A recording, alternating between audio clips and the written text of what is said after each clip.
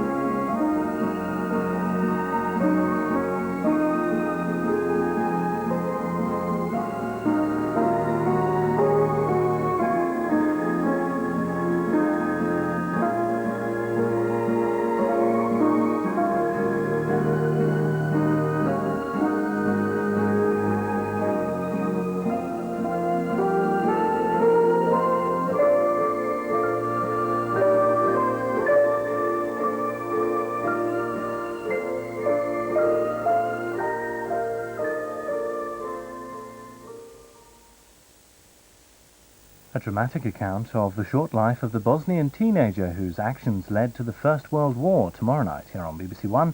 Death of a Schoolboy is at 12:35.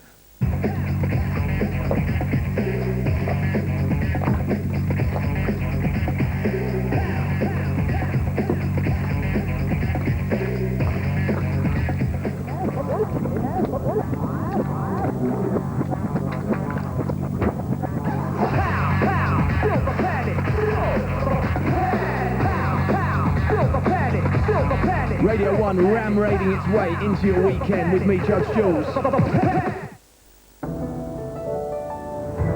Keeping an eye on world events, we join BBC News 24 in a couple of minutes here on BBC One after a look at the windy weather with Peter Cockroft.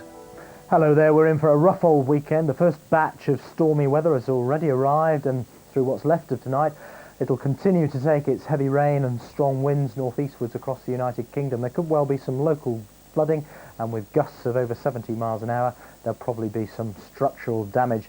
Now the wettest weather will still be lingering on the eastern side of England in the morning, but by the afternoon I think it'll be replaced by squally showers, and it looks as though it'll stay overcast all day in Scotland with some more sleet and snow up over the hills and the mountains. So temperatures on Saturday pretty academic, in fact pretty academic on Sunday as well, because as you'll see in a moment, some more wet and windy weather on the way. That's the first low that's bringing the first batch of nasty weather at the moment. This is the next low that'll race in across southern Britain during Sunday. Now it looks as though the worst of the weather associated with that low, the strongest winds, will affect the southern half of England and Wales. Could even be some sleet and snow up over the mountains of North Wales, up over the Pennines for a time as that low sweeps through. The rain lingering well on into the day on the eastern side of England.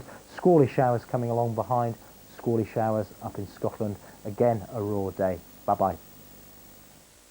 I'll see you in court. A devoted mother or a heartless monster? I'm not guilty, I swear I'm not. A caring father or simply a husband who wants revenge? Criminal law shouldn't be used as a jealous husband's weapon. Justice must be done, and now's the time for the law to decide. How about Cindy gets what she deserves? The Crown against Cindy Beale into court, please. A special week of EastEnders every night from Monday on BBC One.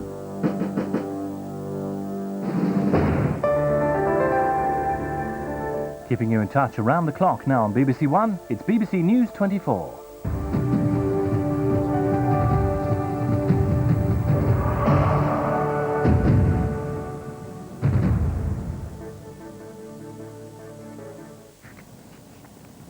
Well, a very good morning. This is BBC News 24. A warm welcome to viewers joining us on BBC One. The time is exactly 3:03. The headlines this morning. The Home Secretary Jack Straw is named as the father of the teenager arrested for allegedly selling drugs. 5 youths have been killed in an horrific road accident in Leicestershire.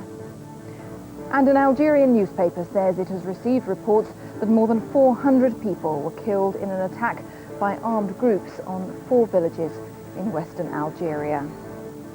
The Home Secretary Jack Straw has been revealed as the senior government minister whose son was questioned over alleged drug dealing.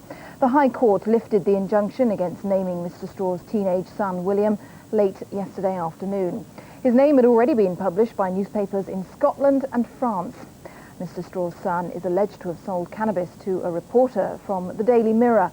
It's still not known whether he'll be facing prosecution. Mr. Straw said his son should receive no special favours from the law, nor should he suffer for being the son of the Home Secretary.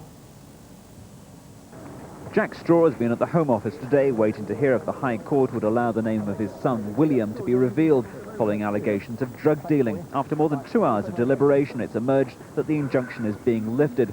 The Labour Party has already made clear it's not a resignation issue.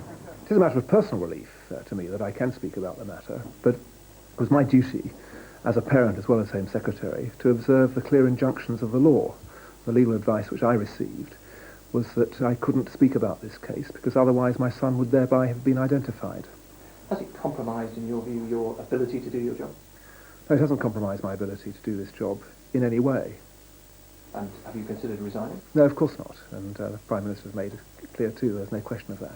Have you spoken to the Prime Minister today? I've not spoken to him today. I spoke to him when I first was about to take my son to the police station. He was extremely supportive of the position which I'd proposed to take with my son. So what about your attitude towards drugs policy then?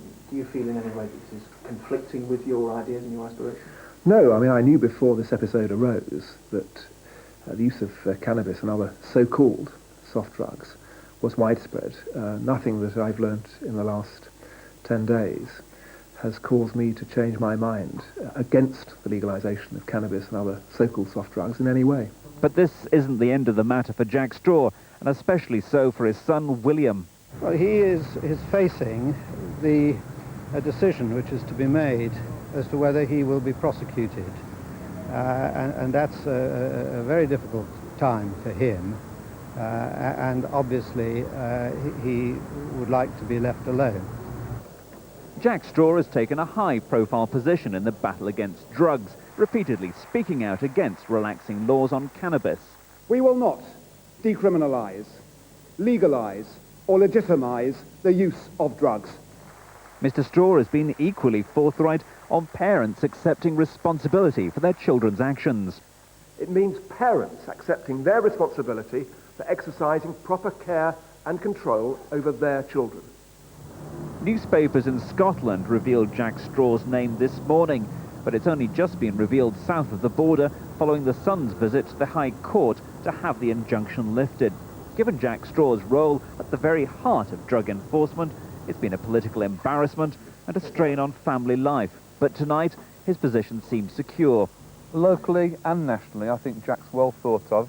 I think this will help in many ways because it brings home into everybody's home the idea that however important you are, however nationally prominent on the television, in Parliament, whatever, these things can happen to all of us. Jack's a good family man, he's a good dad. Shadow Home Secretary Brian Mawhinney said he wouldn't be calling for his resignation and added that his sympathies lay with Mr. Straw's family. David Silito, BBC News. 5 youths have been killed in a horrific road accident in Leicestershire. 2 other people are recovering in hospital following the head-on collision between 2 cars. The head-on collision between the 2 cars took place on this quiet country lane near Market Bosworth shortly before 9 o'clock last night.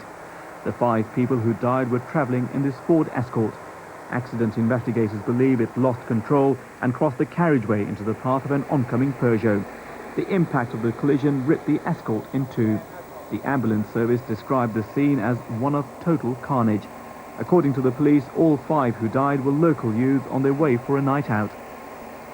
We have accident investigators trying to establish what's happened at the moment, and all the casualties have been removed to the local hospitals. The 2 passengers in the Persia were trapped in the wreckage for an hour before being freed by the emergency services. They've been taken to Leicester Royal Infirmary, where their condition is described as serious. Wasim Zakir, BBC News, Leicestershire. Troops have been back on daytime patrol in Belfast in response to the worsening threat of violence. The Northern Ireland Secretary Mo Mowlam insisted that the security situation wasn't out of control, despite the recent